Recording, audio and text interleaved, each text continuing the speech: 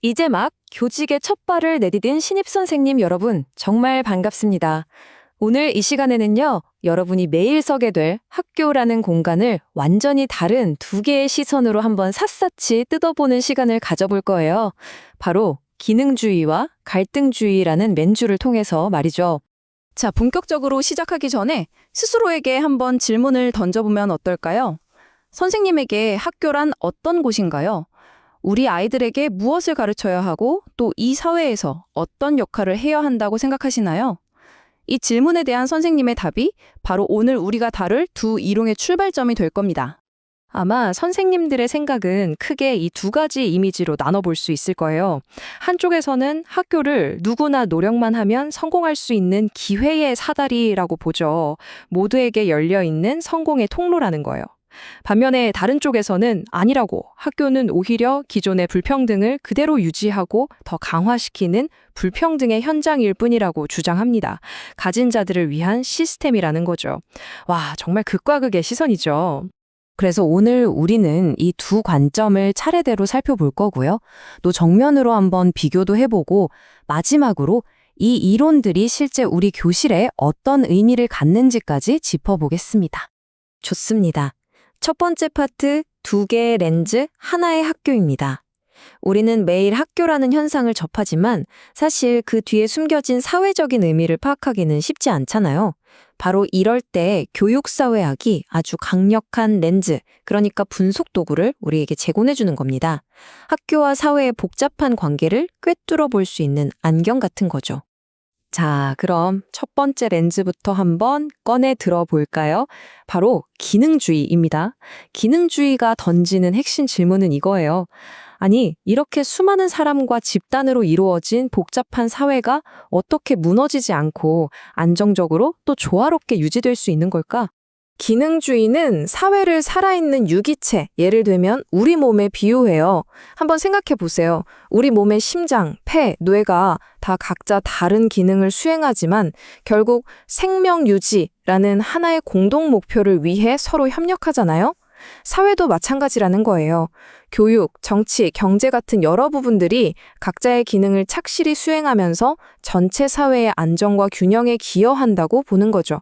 아주 조화로운 관점이에요. 그럼 이 관점에서 학교는 어떤 기능을 할까요? 크게 두 가지 핵심 기능이 있습니다. 첫째는 사회화 기능이에요.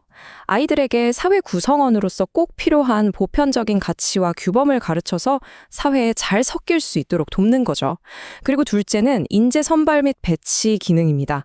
학생들의 능력과 노력을 기준으로 공정하게 평가하고 그 결과에 맞춰서 사회에 딱 맞는 자리에 배치하는 역할. 이게 바로 아까 말했던 기회의 사다리 역할이라는 겁니다. 이런 기능주의적 관점은 사회 분업을 강조했던 사회학의 아버지 에밀 듀르켐에서 시작해서요. 파슨스나 드리븐 같은 학자들로 쭉 이뤄집니다. 이분들은 모두 교육이 사회를 하나로 묶고 질서를 유지하는 데 정말 필수적이라고 봤어요. 자, 이제 렌즈를 완전히 바꿔길 시간입니다. 갈등주의의 세계로 한번 들어가 보시죠. 이들의 핵심 질문은 기능주의와 그야말로 정반대입니다. 사회는 왜 이렇게 조화롭지 못하고 늘 갈등과 다툼이 끊이질 않는 걸까? 갈등주의는 사회를 조화로운 유기체가 아니라 부나 권력처럼 한정된 자원을 차지하기 위한 집단 간의 치열한 싸움터, 전쟁터로 봅니다. 이 관점에서 지금의 사회 질서는 모두가 동의해서 만들어진 게 아니에요. 그냥 힘 있는 자들이 힘없는 자들을 강죄로 억누른 결과물일 뿐이라는 거죠. 그래서 안정보다는 갈등과 변화가 바로 이 사회의 본질이라고 보는 겁니다. 그럼 이런 싸움터에서 학교는 대체 어떤 역할을 할까요? 갈등주의의 대답은 꽤나 냉혹합니다. 학교는 결코 중립적이거나 공정하지 않다는 거예요. 오히려 지배계급에 유리한 생각, 즉 이데올로기를 학생들 머릿속에 주입하고 시험 성적이 낮은 건 다 네 능력 탓, 네 노력 탓이라고 가르치면서 이 불평등한 구조를 정당화한다는 겁니다. 결국 부모의 사회 경제적 지위가 자녀에게 그대로 대물림되는, 즉 사회 불평등을 재생산하는 핵심 도구라는 거죠. 이런 비판적인 시각은 계급 갈등을 분석한 카를 마르크스에서 시작됐어요. 그 후에는 학교 교육이 자본주의 공장의 원리와 똑같이 돌아간다고 본 보울스와 긴티스, 그리고 눈에 보이지 않는 문화 자본의 중요성을 이야기한 부르디유에 같은 학자들이 이 관점을 더욱 발전시켰습니다. 자, 이제 오늘의 하이라이트입니다. 이 두 이론이 대체 얼마나 다른지 제대로 한번 맞붙여 보겠습니다. 두 렌즈의 핵심 차이점을 한눈에 비교해 보시죠. 이 표를 보시면 정말 모든 면에서 두 이론이 완벽하게 반대 방향을 보고 있다는 걸 알 수 있어요. 사회를 보는 관점부터가 완전 다르죠. 기능주의가 안정, 통합, 합의를 강조한다면 갈등주의는 갈등, 대립, 강제를 핵심으로 봅니다. 학교를 보는 눈도 마찬가지예요. 기능주의는 학교를 사회화와 공정한 선발의 장으로 보지만 갈등주의는 불평등을 재생산하고 정당화하는 도구로 보죠. 사용하는 핵심 개념부터가 달라요. 기능주의가 균형, 기능, 업적주의 같은 단어를 쓴다면 갈등주의는 계급, 권력, 이데올로기라는 단어를 통해 세상을 분석하는 겁니다. 자, 그러면 이렇게 좀 추상적인 이론들이 선생님들의 교실과 대체 무슨 상관이 있을까요? 이제 이 이론들이 어떻게 현실의 교육 정책으로 나타나는지 한번 살펴보겠습니다. 이걸 보시면 이론이 그냥 말장난이 아니구나 하고 딱 감이 오실 거예요.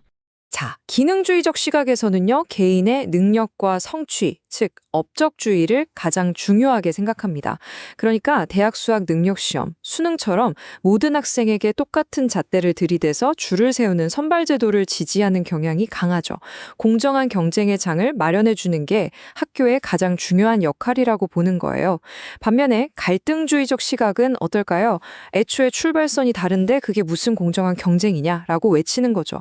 그래서 기회균등 전형이나 교육복지 우선 지원 사업처럼 사회 경제적 배경에 따른 격차를 적극적으로 해소하고 결과의 평등을 추구하는 정책들을 강조하게 되는 겁니다. 이제 마지막으로 선생님들께 다시 한번 질문을 드립니다. 오늘 우리가 함께 살펴본 이 두 가지 렌즈를 가지고 여러분의 교실을 한번 찬찬히 들여다보세요. 선생님의 교실은 사회의 보편적인 가치를 가르치고 학생들의 노력을 공정하게 평가하는 안정의 공간인가요? 아니면 눈에 보이지 않는 사회적 배경의 차이와 갈등이 존재하는 갈등의 현장인가요? 오늘 살펴본 두 이론은 단순히 세상을 설명하는 데 그치지 않습니다. 우리가 어떤 렌즈를 선택해서 현실을 보느냐에 따라서 우리 아이들을 대하는 태도, 교육활동의 방향, 그리고 교사로서의 역할까지 모든 것이 달라질 수 있거든요. 물론 어느 한쪽만이 정답은 아닐 겁니다. 정말 중요한 건 이 두 가지 시선을 모두 이해하고 비판적으로 생각하면서 선생님만의 교육 철학을 단단하게 세워나가는 것이라고 생각합니다.